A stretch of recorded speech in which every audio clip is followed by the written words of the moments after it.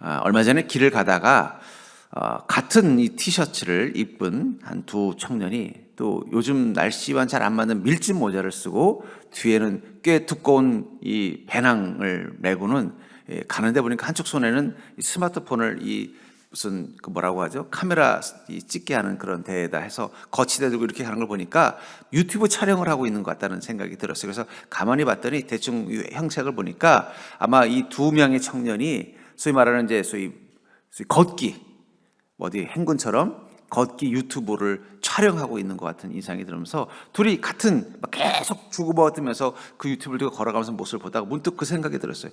요즘 이 여행 트렌드가 바뀌었다는 걸 느낍니다. 옛날에는 TV 여행 채널 보면은 혼자서 배낭 메고 어딘가 여행을 가는데 요즘은 친한 사람들끼리 같이 여행을 하면서 거기서 있는 경험들을 나누는 그런 걸 보다가 우리 그리스도인은 어떤 인생인가 생각해 보니까 우리 성령님과 함께 걷는 인생이라는 거예요. 제가 마치 그 길을 지나고 있는 그 두 청년이 유튜브 촬영을 하면서 같이 주고받고 얘기하면서 아마 긴 길을 어떤 여행을 하면서 가는 그 모습처럼 우리 인생은 그냥 혼자 가는 게 아니라 성령님과 함께 가는 인생이라는 것. 여러분 그것만 가지고도 우리는 얼마나 위로를 받습니까? 우리는 어떨 때 외로움을 느껴요? 내가 늘 의지하던 사람이 나와 영원히 끝까지 가지 않는다고 느껴졌을 때라는 거예요. 자기 일을 위해서 언제든지 헤어질 수 있다는 사실이 우리에게는 때로는 외로움을 주기도 하고 내가 혼자라는 느낌을 갖게 하는데 성령님은 결코 우리 곁을 떠나지 않고 우리의 그 긴 인생의 여정 가운데 늘 함께 동행하신다는 거예요. 그럼 무엇을 위해서 성령님은 우리와 늘 함께 할까요? 결국 성령 충만이라는 것은 우리가 성령님과 함께 가고 있는 것을 우리가 강렬하게 경험하는 순간이라고 저는 생각합니다. 그런 의미에서 우리는 성령님과 함께 가야만 경험할 수 있는 인생이 있는 것 같아요. 그 성령님과 함께 가는 인생이 되어야만 우리는 그 인생 한가운데서 경험하는 아주 특별한 삶이 기다리고 있다면 우리 성령 충만함을 통해서 성령님과 함께 가는 인생이라는 사실을 깨닫고 산다면 결국은 그리스도인은 어떤 인생이냐? 성령의 사람은 어떤 인생이냐? 바로 성령님과 함께 가는 인생이라는 거예요. 여러분들이 무엇을 하든 어디에 있든 성령과 함께 가는 인생이라는 사실을 믿으시기를 주의 이름으로 축복합니다. 우리가 자꾸 그걸 잊어버릴 때 우리는 외로워지고 잊어버릴 때 길을 잃어버리는 거예요. 그런데 성령님 우리와 늘 함께 우리 인생의 길을 같이 가고 있다는 것입니다. 지난 한 주도 여러분은 성령 충만함으로 성령님과 동행하신 줄 믿습니다. 여러분들이 무엇을 하든 어디 있든 거기 성령님은 반드시 계셨다는 사실을 기억하시기 바랍니다. 여러분 가끔 그럴 때 있잖아요. 나는 차를 타고 가는데 버스 밖에서 내가 아는 사람이 전혀 생각지 못한 곳에서 있는 것을 보면 어떻게 돼요? 나중에 너 아무개 거기 갔었어? 그러면 어떻게 알았어? 그럼 나도 봤어. 깜짝 놀라죠. 저도 그럴 때가 있습니다. 전혀 엉뚱한 곳에서 어떤 친한 사람을 만나면서 야 세상 참 좁다. 근데 성령님은 우리를 늘 함께 보시면서 우리 인생 가운데 같이 있다는 거예요. 그것을 의식하는 그 순간부터 우리의 삶은 성령님과 함께 동행하기 때문에 경험하는 삶, 성령님과 함께 동행하기 때문에 살 수밖에 없는 특별한 인생이 기다리고 있다는 것입니다. 그러면서 성령님과 동행하는 인생이라는 의미에서 이 성령 충만함은 어떤 특징이 있는가? 우리 성령 충만함 하면 뭔가 우리가 에너지가 마치 충전되어 있는 것, 우리 안에서 하늘의 권능과 파워가 나타나는 것만을 성령 충만함이라고 말하지만 사실은 성경 속에서 발견하는 성령 충만함에서 가장 중요한 것은 바로 우리 인생의 길을 성령님과 함께 가는 것을 경험하는 것도 성령 충만함이라면 성령님과 동행하는 인생이라는 의미에서의 성령 충만함의 특징이 무엇인지를 여러분들이 깨닫는다면 내가 날마다 성령님과 함께 동행하는 성령 충만한 인생이 무엇인지를 알고 사는 그 기쁨, 그 지혜가 있기를 주의 이름으로 축복합니다. 먼저 우리가 성령님과 함께 동행하는 성령 충만함이라는 의미에서 우리가 알고 있는 이 성령 충만함은 어떤 것이냐? 우리가 성령 충만하다는 것은 우리가 하나님의 나라의 일꾼이라는 증거라는 거예요. 우린 왜 성령 충만함을 경험하느냐? 하나님 나라의 일꾼이기 때문에 그것을 경험한다는 것입니다.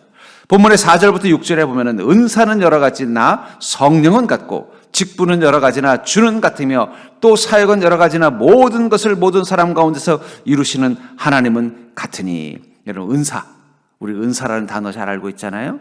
우리에게 주어진 하나님께서 주시는 그 은사, 근데 그것은 누가 주시는 거예요? 성령 하나님. 성령 하나님과 동행하는 자가 되기 위해서 주어진 선물이라는 것입니다. 직분, 우리가 주님을 섬기는 직분이 여러 가지지만 그것도 어떻습니까? 한 주인이신 그 하나님, 그분과 함께하는 삶을 위해서 우리에게 주어진 것이라는 거예요. 그렇기 때문에 또 사역은 여러 가지나 모든 것을 모든 사람 가운데 이루시는 하나님은 하나다. 같으시다. 여러분, 성령 충만함이라는 것은 성령님이 내게 오는 게 아닙니다. 우리가 성령께 가는 거예요. 꼭 그것을 기억하시기 바랍니다. 성령 충만하다는 것, 성령님이 내게 오시는 게 아니라 내가 성령님께 달려가서 성령님과 함께 있게 되는 게 성령 충만함이라는 거예요. 제가 전에 섬기던 교회는 좀 약간 서울에서도 좀 약간 변두리에 있는 교회였어요. 근데 그 교회 바로 앞에는 새벽마다 인력 시장이 열리는 거예요. 그 시장 입구였는데 그 앞에 보면은 새벽에 새벽 예배 마칠 때쯤 돼서 나가 보면은요, 막 젊은 사람들이 막 몇십 명씩 그냥 막 100명도 넘는 사람들이 길거리에 있어요. 그럼 조금 있다가 봉고 차들이 와가지고 데모도 4명 그럼 막 손을 흔들어요. 그러면 그럼 타고 가는 거예요. 제가 또 새벽 예배 마치고 그게 신기하니까 그걸 또 보고 가는 거예요. 근데 보면은요, 어떤 날은 거기 있는 사람들이 전부 다 그 새벽에 각자 자기들이 일할 그 차를 타고 가는 때도 있지만 어떨 때는 몇 명 못 가고 많은 사람이 남아있을 때가 있어요. 그럼 이제 아침에 출근하면요, 교회 앞에 한 20-30명이 줄을 쫙 서 있어요. 그 새벽에 봤던 그 사람들이에요. 뭐냐면 그 교회에서는 어떤 걸 하고 있었냐면은 그 새벽에 인력 시장을 가야 되는데 일거리가 없어서 못 간 사람들에게 컵라면이라도 하나 사 먹으라고 500원짜리 동전을 하나씩 꼭 줬습니다. 그러니까 이제 그 수요일마다 줬던 걸로 제가 기억이 나요. 그러니까 수요일만 되면요, 그분들이 아이고 오늘은 일거리 나를 불러주는 사람이 없네. 그러면 어떡하냐면은 어차피 집에는 가야 되고 아침은 먹어야 되니까 교회 앞에 줄 서 있는 거예요. 그럼 아니나 다를까 거기 가면은 이제 거기 마침 그 사무원 우리 여자 집사님이 있는데 여자 집사님이 500원짜리 이만큼 가지고 한 사람씩 주는 거예요.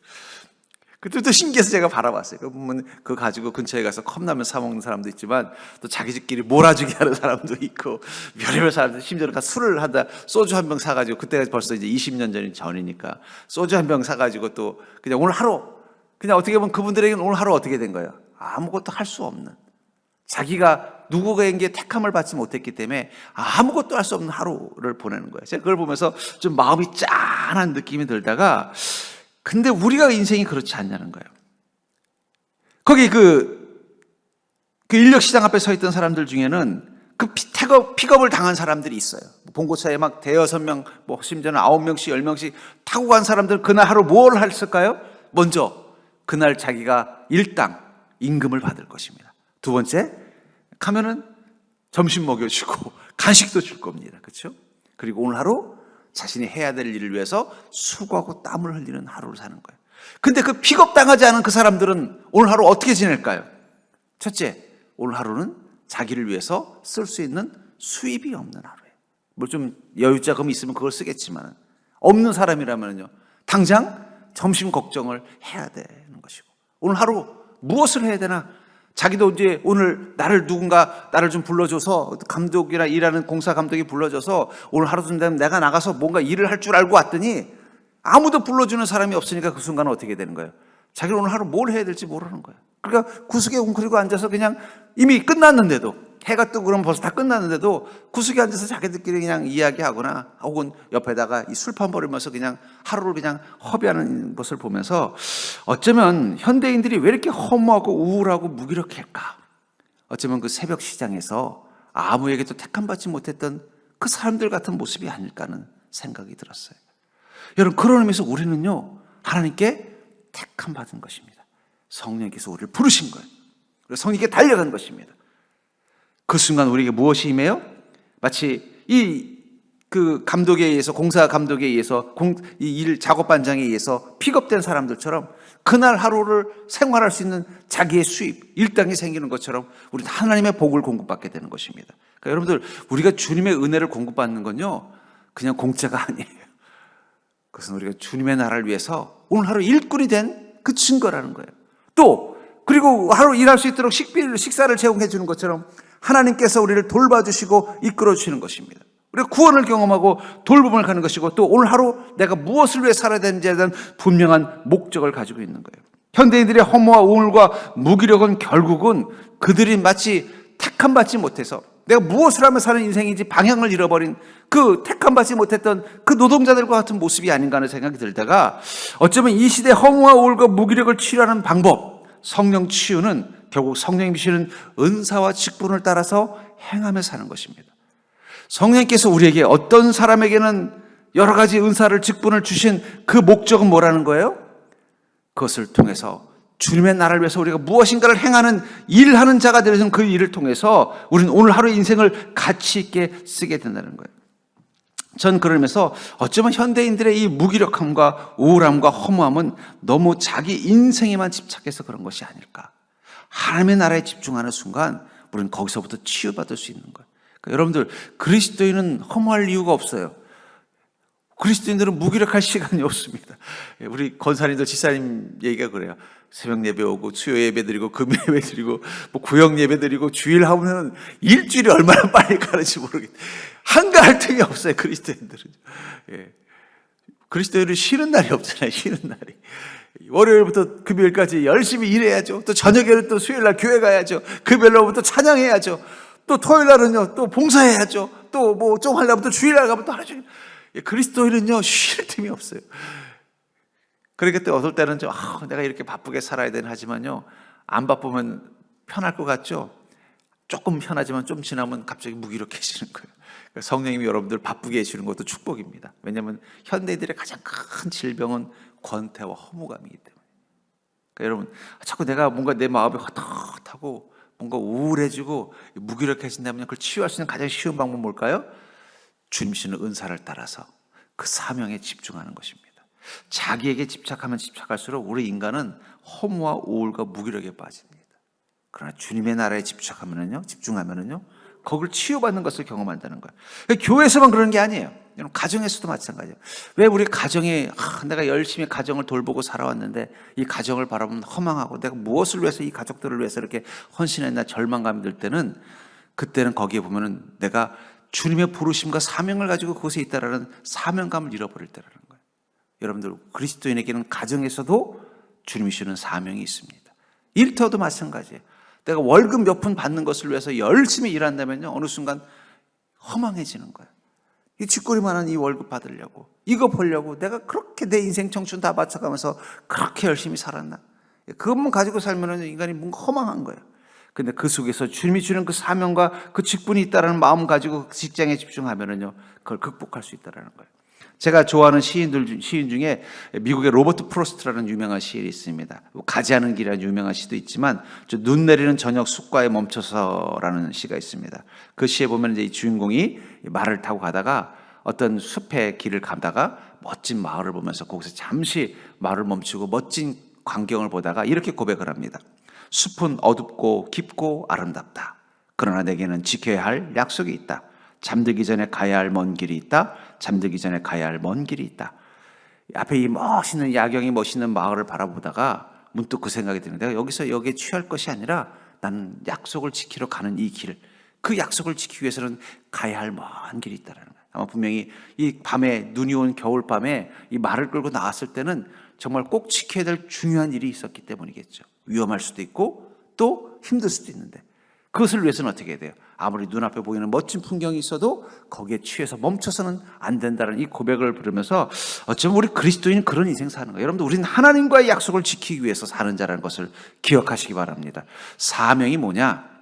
하나님과 한 약속을 지키기 위해서 눈 내리는 밤길을 주저하지 않고 계속 가는 것, 그게 성령 충만합니다. 성령이 계속 뭐라고 말하는 거야? 여기서 멈추지 말아라. 넌 나와 한 약속을 지키기 위해서 이 밤길을 가듯이 그 가야 할 먼 길을 향해서 한 걸음 한 걸음, 잠들기 전에 가야 할 그 먼 길을 향해서 한 걸음 한 걸음 가야 되지 않겠니? 성령이 우리를 독려하신다는 거예요. 여러분, 그리스도인들은요, 한가할 틈이 없습니다. 주님이 주시는 그 사명을 가지고 가정을 바라보면 가정에서 우리가 해야 할 일들이 보일 것이고요, 주님 주시는 그 사명을 가지고 일터를 바라보면요, 그 속에서 해야 할 일들이 보입니다. 어쩌면 현대인들의 가장 큰 문제는 뭐냐면, 가정에서는 내가 인정받고 싶고 일터에서는 내가 더 많은 재정적인 수입을 얻고 싶고, 그것만 목적으로 한다면요, 어떤 사람도 인생이 별로 행복하지 않을 것입니다. 아무리 연봉을 뭐 몇십억 받아도 그거 가지고도 내가 여기서 열심히 일해야 되는 그 의미를 못 찾는 거예요. 또 가정에서도 마찬가지. 가족들이 나를 다 인정해주고 존경해주기를 원하지만 여러분, 어떤 가장도 어떤 가족도 모든 가족들에게 사랑과 존경을 받는 가족을 저는 본 적이 없습니다. 예. 사회적으로는 야, 이분 너무 인품도 좋고 사람 좋다 그러는데 막상 부인한테 물어보면 살아보라 그래요. 그렇지 정말 그런 사람이라는 말을 전 들어본 적이 없어요. 많은 인생들의 가정을 보면서. 그걸 우리 인생의 목표로 삼으면요, 내가 수고하고 애쓰고 희생하는 게 허망한 거예요. 근데 우리는 뭐예요? 하나님과 약속이 있다는 거예요. 우리 가정 안에도 우리가 하나님과 한 약속이 있습니다. 그걸 지키기 위해서 우리는 가정에 집중하는 거예요. 일터에서도 우리가 하나님과 한 약속이 있다는 거예요. 그것을 지키기 위해서 우리는 직장 생활하고 일터의 삶을 사는 거예요. 세상 사람들과 그 가정에 머무는 목적이, 세상 사람들과 일터에 머무는 목적이 우린 다르다는 거예요. 왜냐하면 성령님과 함께 그 길을 가야 되는 이유가 있기 때문이라는 거예요. 그러므로 사랑하는 성도님들, 우리가 성령 충만하다는 것은 하나님이 나를 택하셨구나, 나를 부르셨구나, 오늘 하루 주님의 일을 위해서 마치 이 노가다 하시는 분들 앞에서 오늘 하루 미장할 사람, 오늘 하루 조적할 사람, 오늘 하루 공구리 칠 사람, 오늘 하루 목수일할 사람, 그 목적을 따라 한 사람 한 사람 부른 것처럼 하나님이 우리를 부르셨다는 증거가 성령 충만함이고, 그렇기 때문에 그 성령 충만함 앞에서 우리에게 무엇을 주시는 거예요? 은사와 직분과 사역을 주신다는 거예요. 저는 그것에 집중할 수 있는 믿음 되기를 주의 이름으로 축복합니다. 두 번째로 성령님과 동행하는 인생이라는 의미에서 성령 충만함의 특징은 바로 성령 충만하는 것은 성령님을 따라 순종하며 사는 거예요. 우리가 성령 충만하다는 건 뭐예요? 성령 충만해서 주님과 함께 동행한다는 것은 성령님을 따라 순종하며 사는 것을 의미한다는 것입니다.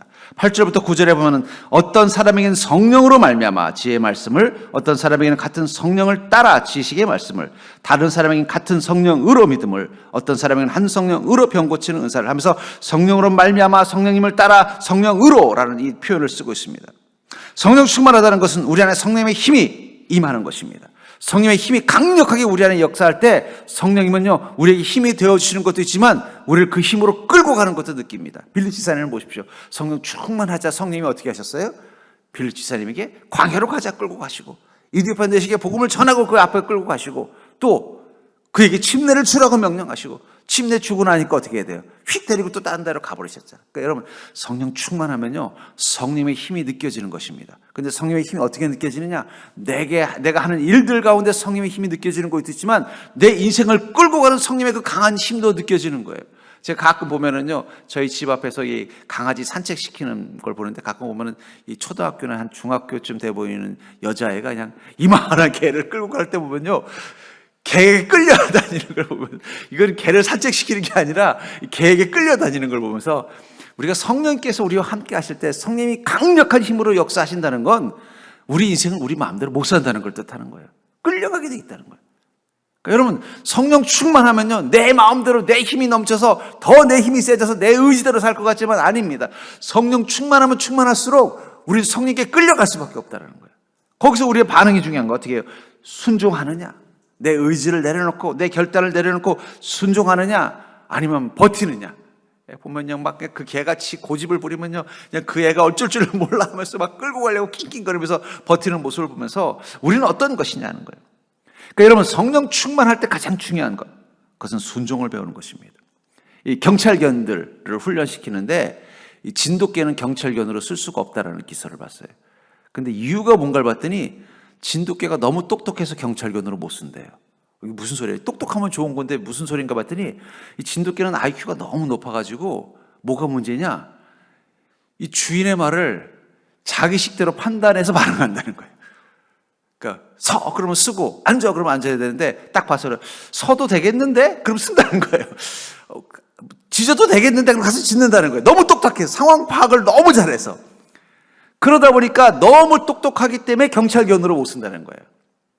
오히려 조금 덜 똑똑하더라도 서 그러면 쓰고, 앉아 그러면 앉아서 할 수 있는, 순종할 수 있는 개가 필요한데 너무 똑똑하면 순종이 안 된다는 거예요. 그러니까 여러분, 왜 우리 현대인들이 순종이 어려울까요? 우리 시대 그리스도인들이 왜 순종하기를 못하는 줄 아세요? 여러분들 너무 똑똑해서 그래요. 똑똑하면 순종이 힘들어요. 참 머릿속에서 생각하는 거예요. 안 해도 되겠는데? 하나님께서 그렇게 말씀하셔서도 그렇게 안 해도 될 것 같은데? 자꾸 순종하기보다는 자기 판단이 앞선다는 거예요. 그래서 가장 좋은 어떤 특수교환의 가장 특징이 뭐냐면 재능도 중요하지만 순종력이래요. 저는 그걸 본 적이 있어요. 뭐냐면 제가 전에 공부할 때, 대학 공부하는데 거기 학생 중에 이 시각장애인이 한 분 있었어요. 그러니까 그분은 이 시각장애인 개랑 같이 오는데 수업이라는 게 그렇잖아요. 보통 2시간, 3시간 하잖아요. 그래서 제가 이렇게 봤는데 놀라운 건 그 2시간, 3시간 동안 그 개가 옆에서 가만히 있는 거예요. 그 주인은 앞을 못 보잖아요. 수업을 듣고 있잖아요.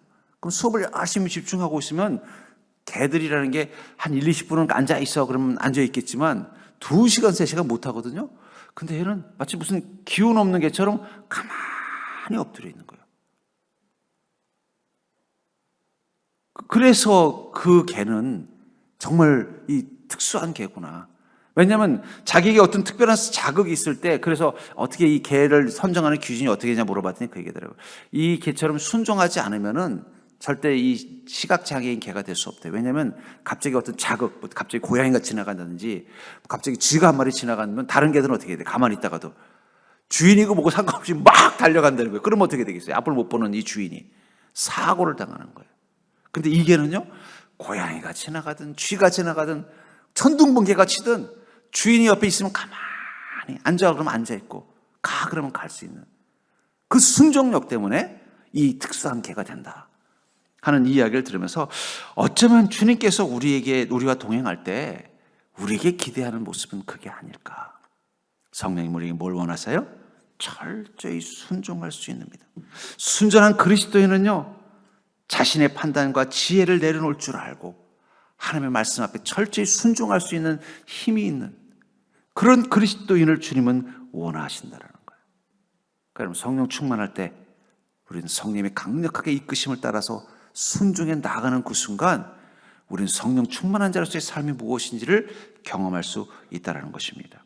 결국은 그럴 때 우리에게 주신 그 은사도 어떻게 되는 거예요? 주님을 위해서 온전히 쓸 수 있는 것입니다. 전 그러면서 성령의 은사는요, 철저히 하나님께서 원하시는 목적을 위해서 하나님의 주도로 우리에게 주어진다는 사실을 기억하시기 바랍니다. 우리 성령의 은사들을 여기 밑에서 쭉 보지 않습니까? 가르치는 은사, 또 능력을 행함, 예언함, 방언, 지식, 여러 가지 은사들을 우리에게 주시는데 그 은사는 철저히 우리가 성령께 순종할 마음의 준비를 가진 자에게 주시는 것이고 그 은사는 철저히 하나님의 그 주도와 목적을 따라서 그 은사를 우리에게 주셨다라는 거예요. 10절부터 11절에 보면은 어떤 사람에겐 능력 행함을, 어떤 사람에겐 예언함을, 어떤 사람에겐 영들 분별함을, 다른 사람에겐 각종 방언 말함을, 어떤 사람에게는 방언들 통역함을 주시나니 이 모든 일은 같은 한 성령이 행하사 그의 뜻대로 각 사람에게 나누어 주시는 것이라. 한 성령님이 그분의 뜻대로 각 사람에게 나누어 주는 게 은사라는 거예요. 근데 여러분, 이 은사 중에도 돈 되는 은사가 있습니다. 돈 되는 은사 2개. 뭘까요? 하나는 병 고치는 은사, 또 하나는 예언하는 은사예요. 그래서 기도원에 가면요, 이 신학생들이 은사를 구할 때 뭘 달라고 할까요? 주여 병 고치는 은사를 주시옵소서. 그럼 부흥사 되는 거고, 주여 예언하는 은사를 주시옵소서. 제가 한 병원을 하시는 우리 집사님 개원 예배 때 가서 뭐라고 하게 되면, 주여 우리 사랑하는 우리 원장님 병 고치는 은사를 주셔서 의술로만 치료하는 게 아니라 성령의 능력으로 치유해 주시옵소서 기도했던 적이 있습니다만, 거기 보면은요, 정말 이 좀 좋아할 만한, 이거 있으면 내가 좋겠다. 목사님 저도 그렇습니다. 병 고치는 은사하고 예언하는 은사 주셔서, 집사님 내가 어제 기도했더니 집사님 내일 그 일 하지 마. 그 일 하면은 집사님 큰일 나. 집사님 이거 해. 이거 하면은 잘 돼. 이거 몇 번 해서 대박 나면요, 성도들이 다 어떻게 될까요? 목사님 저 내일 어떻게 될까요? 내일 저기 사업소 하는데 어떻게 될까요? 아마 막 그걸로 그것만 가지고도 막 밀려 터질 거예요. 병 고치는 은사 막 줘가지고 그냥 병든 자 막 치료하고 그러면요, 교회 부흥되는 거 금방입니다. 제가 그래서 한동안은 하나님께 좀 땡깡을 부렸어요. 이 교회 부흥도 안 되고 힘든 교회 보냈었으면 몇 명 좀 죽었다 살아날 수 있는 은사를 좀 몇 번 좀 보여줘서 좀 저를 도와줄 생각을 하셔야지. 왜 그런 걸 안 주시고, 전에는 가끔 더 쓰게 해주시더만 왜 이 교회에서는 안 주십니까? 제가 몇 번 하나님께 볼면서로도 했습니다만은. 근데 거기서 놓친 게 있다는 거예요. 뭐예요? 그 은사들은 하나님의 뜻대로 주신다는 거예요. 여러분들을 위해서 하나님 은사 주시는 게 아닙니다. 여러분들을 위해서 하나님 은사 주신다면 여러분 다 어떤 은사를 사모할까요? 분명히 거의 100이면 100, 병 고치는 은사나 예언하는 은사 달라고 할 거예요. 내 미래, 내일, 다음 달, 다음 주 로또 복권 숫자를 예언할 수 있는 은사 하나 주십시오. 예, 그럼 뭐 여러분 금방 대박 나겠죠. 내가 진짜 뭐 불치병, 암 환자들 어떤 병이라도 다 나을 수 있는 은사 주시면 다 그 은사만 사모할 거예요. 내 뜻대로 되면. 근데 하나님이 그 은사를 줄 때 누구의 뜻대로 주신다고요? 하나님의 뜻대로. 그 말은 뭐예요? 우리에게 은사를 주는데 하나님 분명한 목적성이 있다는 거예요. 그 목적을 위해서 은사를 주시기 때문에 그 은사를 줄 때도 어떻게 해요? 하나님께서 주도적으로 맡겨주시는 거예요. 그러니까 여러분들, 하나님께서 여러분들에게 주신 은사가 무엇인지 여러분들이 발견했다면 거기서 그 다음으로 나가야 되는 게 뭐라는 거예요? 왜 이것을 주는지 그 분명한 목적을 깨달으셔야 됩니다. 여러분들에게 하나님 은사를 주셨다면 분명한 하나님의 목적이 있다는 거예요. 그 목적을 행하게 하시기 위해서 은사를 주셨다는 거예요. 그렇기 때문에 여러분들, 우리는 그 은사에 대한 선택권이 없습니다. 철저히 하나님의 뜻과 계획을 따라 우리에게 주신 거예요. 그러니까 어떻게 돼요? 거기에 순종하는 것밖에는 반응하는 방법이 없다는 거예요. 그리고 또 한 가지는 뭐냐면 그 은사를 주시기도 주시지만 때로는 주셨다가 빼앗기도 하시고 은사를 또 다른 걸로 바꿔서 주실 때도 있다는 사실을 기억하시기 바랍니다. 왜요? 목적이 분명하기 때문이라는 거예요. 목적. 하나님의 목적을 위해서 그 은사를 주시는 것이지 여러분들을 위해서 은사를 주시는 게 아니라는 거예요. 제가 보면 이전에 어떤 은사를 사모하고 또 나름대로 은사를 가지고 있다고 하는 그런 분들을 보면 가장 큰 위험성이 뭐냐? 나를 위해서 하나님의 은사를 주셨다는 잘못된 착각을 하는 거예요. 그리고 그 은사를 가지고 자기가 마음대로 쓰면서 자신이 이런 능력자라는 걸 증명하려고 그 은사를 쓸 때마다 하나님이 곧 거두어 가시겠구나 이런 생각을 해요. 아니나 다를까 거두어 가요. 그리고 나중에는 이제 은사가 안 나타나니까 어떻게 해요? 자꾸 거짓말, 위장을 하는 거예요. 그래 나중에 이제 그게 들통나기도 하고. 원래부터 은사가 없었던 게 아니에요. 있었는데 나타나지 않는 거예요. 제가 전에도 그런 고백을 한 분이 드린 적이 있어요. 하나님께서 어떤 치유의 은사를 주셨는데 이게 처음에는 막 은사가 막 나타나서 많은 사람들이 병자도 낫고 막 그랬는데 오늘부터 하나님께서 기도를 해도 병이 안 낫게 하시더라고요. 얼마나 애가 탔는지 그냥 막 40일 금식을 하고 그냥 막 하여튼 안 주시더라. 그런 간증을 하는 부흥사님의 간증을 들은 적이 있어요. 왜 그럴까요? 그 부흥사님이 변해서 그런 게 아니라 하나님이 변하신 거예요. 변했다는 건 마음이 바뀌었다는 게 아니라 하나님의 목적과 계획이 달라진 거예요. 그러니까 성령이 우리에게 은사를 주시는 것은 철저히 하나님의 뜻과 하나님의 목적을 위해서 주신 것입니다. 그리고 그 목적과 뜻을 위해서 그 은사를 주셨다면 우리는 그 목적을 위해서 그 은사를 써야 될 책임이 있다는 거예요. 어쩌면 왜 우리 시대의 은사들이 자꾸 소멸되어지느냐? 왜 성령의 능력이 소멸되느냐? 자꾸 성령의 능력을 내 개인의 하나님 나에게 주신 어떤 특별한 것, 나를 증명하고 나의 믿음을 증명하는 어떤 특별한 것이라는 잘못된 생각을 했기 때문이에요. 실례로 우리 지방에 최근에 가입한 한 선교사님이 계세요.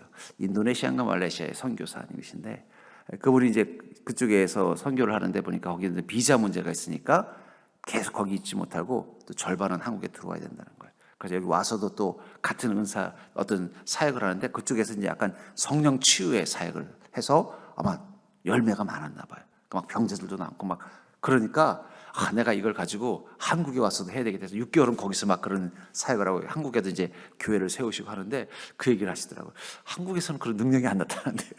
이상하다는 거예요. 예. 왜 그럴까요?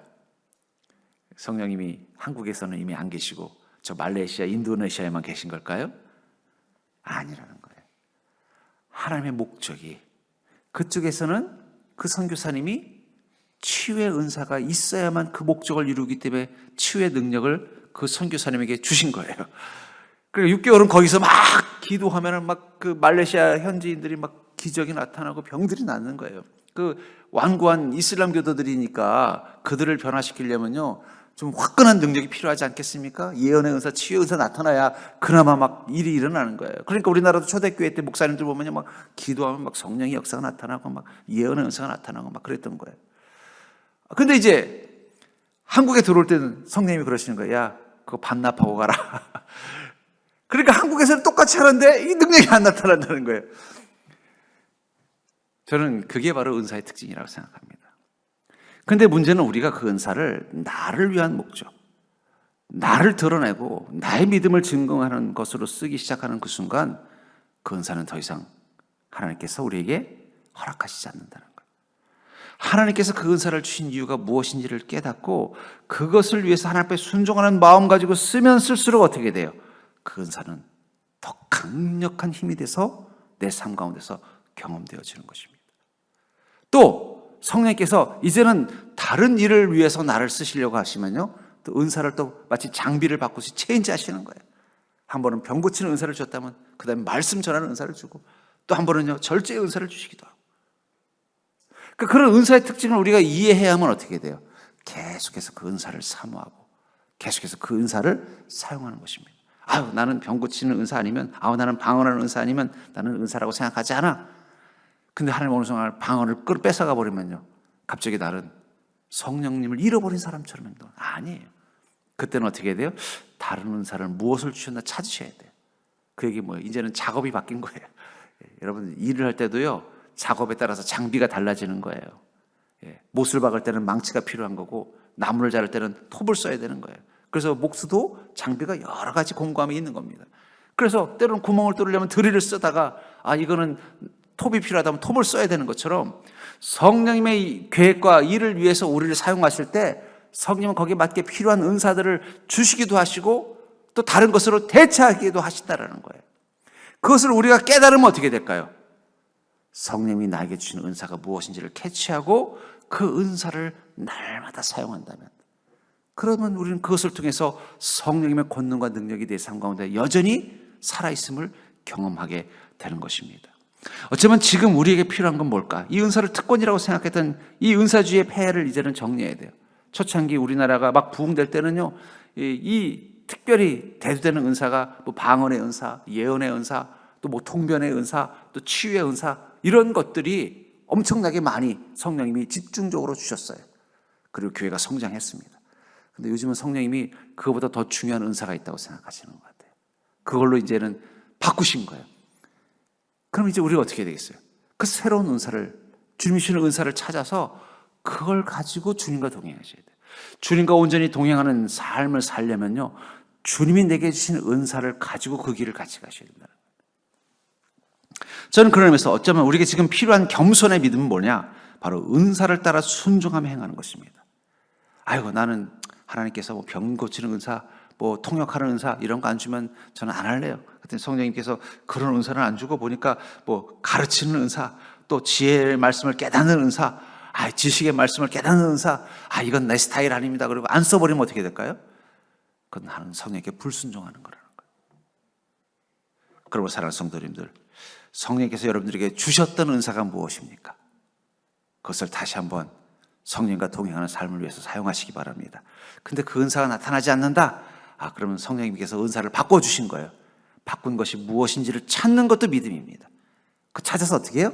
그걸 가지고 계속 성령님과 함께 그 은사를 따라 살아갈 때 우리는 성령님과 동행하는 복된 삶을 온전히 살아갈 수 있다는 것입니다. 교회를 교회답게 만드는 힘은 바로 성령님의 역사하심이 뜨겁게 나타날 때 교회는 교회다운 것입니다. 요즘 교회들이 여러 가지 어렵다고 하잖아요. 근데 요즘 우리 교회는요, 성령님이 뜨겁게 역사하시는 게 느껴져요. 치유의 은사도 안 나타나고 방언의 은사도 안 나타나지만 성령님의 역사하심이 우리 성도들 한 사람 한 사람 속에서 역사하는 게 뜨겁게 느껴져요. 그래서 어떤 우리 교회 오신 지 안 된 이 새신자분이 그러더라고요. 이 서정교회, 요즘 주변에 다른 교회들은 다 어렵다 그러는데 서정교회는 잘 나가는 것 같다고. 아직 교회도 많지 않은데 뭐가 잘 나가는 것 같습니까? 그랬더니 성령님이 뜨겁게 역사하시는 게 보인다는 거예요. 순전한 그리스도인으로서 살아가기 위해서 필요한 것은 바로 성령님의 이끄심을 따라 살아가는 것입니다. 성령님이 여러분 주신 은사와 직분을 발견하고 그것을 가지고 여러분들의 인생을 살아가십시오. 교회에서만이 아니라 성령님께서 여러분들에게 은사를 주신 것은 교회에서만 쓰라고 주신 게 아니에요. 그것을 가정에서 쓰시고 일터에서 쓰십시오.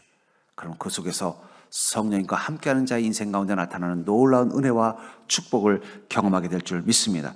우리 시대는 성령이 소멸됐을까요? 성령님이 침묵하실까요? 저는 아니라고 생각합니다. 분명히 지금도 성령님은 강력하게 여러분들과 함께 동행하고 계십니다. 성령께서 여러분들의 삶 가운데 능력이 되어 주실 것입니다. 은사를 가지고 여러분들에게 직분을 주시고 은사를 주실 것입니다. 그것을 가지고 우리는 살아야 됩니다. 그럴 때 우리는 그리스도인답게 성령의 권능을 누리면서 주님의 뜻과 계획을 위해서 우리가 해야 될 약속을 지켜나가는 복된 인생 살아갈 뿐만 아니라 그리스도인으로서의 축복된 삶을 경험하게 되는 줄 믿습니다. 그것을 위해서 더욱더 성령 충만함을 사모하시고 더욱더 성령님이 주시는 은사를 사모하는 믿음 되기를 주의 이름으로 간절히 축복합니다.